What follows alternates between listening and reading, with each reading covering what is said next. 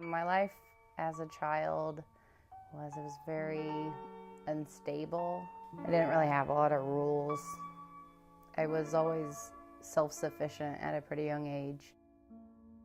My mom has always been using, whether it be drugs or whether her drinking was, really bad, or prescription pills, or, whatever. That's what life is like growing up with a parent battling addiction. Chelsea and Zadie were sisters who grew up constantly moving among foster families, treatment facilities, friends, and family. The Department of Human Services became involved when their home life was at risk due to their mother's addictions. It was my 8th grade or freshman year of high school when I was taken away from my mom. From then on, it was I went to a few different foster homes. At one point, I moved to Cedar Rapids for 3 months. That was my sophomore year of high school. We lived at a rehab facility for families, so it was like a treatment place that my mom was supposed to. She graduated, she would get us back, and she didn't graduate. She snuck out of the treatment place to go use. Your mom, who supposed to, love you and take care of you and protect you. I don't know, it just doesn't, I feel like I was more of her parent than she was my parent. And it's even harder now, as a mom, because I would do anything for my kids. And I don't know, it just hurts knowing that she wasn't willing to make that sacrifice, I guess. Chelsea and Zadie are 2 of the 8 million kids in the U.S. who have a parent addicted to drugs. In 2006, Iowa created family treatment courts to help these families. Judge Susan Christensen and Assistant County Attorney Jim Varley work in the family treatment court serving Southwest Iowa. They see the impact of addiction on children and families every day. I would venture to say anecdotally that substance abuse of one nature or another, mostly methamphetamine in this part of the state, affects possibly 95% of the cases that we work on.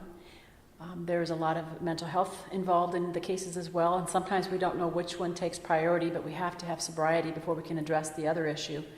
So I would say it affects almost virtually every case. All I have to do as a judge, all I have to think about is what's best for this child. It keeps my focus very clear. So it may not be what mom wants, it may not even be what the kid wants, but my decision is going to be whatever I have to do to keep the child safe. And so for that reason, I think what we do is very important. Probably the most important work that any courtroom does in the state of Iowa is keeping children safe. The goal of the system, unlike a normal traditional court trial in a criminal court, isn't to find someone guilty or to affix blame to anybody. It's really about fixing people and fixing families. What services are offered to parents to maintain custody? The first step is getting sobriety. The second step is getting mental health treatment for potentially other underlying problems. The other thing is parenting classes. They can learn how to be a better parent. This is your opportunity to do that. If you're sitting in one of these tables, the entire resources of the court system is at your disposal. The whole system is designed to help you become a better parent and for you to be able to be reunited with your child. Since the court's creation, over 500 families have been helped.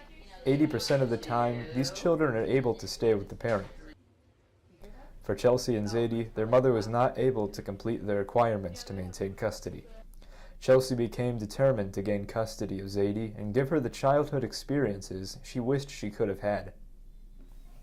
Gaining custody of Zadie has always been something that I knew that I wanted to do.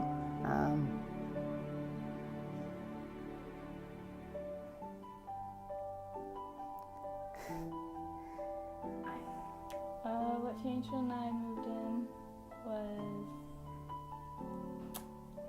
a lot of things. It was a lot of joy. Chelsea and Zadie have worked to break the cycle with their new family. Chelsea married her high school sweetheart, graduated with an associate's degree in business administration, and along with Zadie has 2 young daughters of her own. People have always said, oh, how'd you do it? How'd you turn out so well? And it just wasn't an option to do anything less.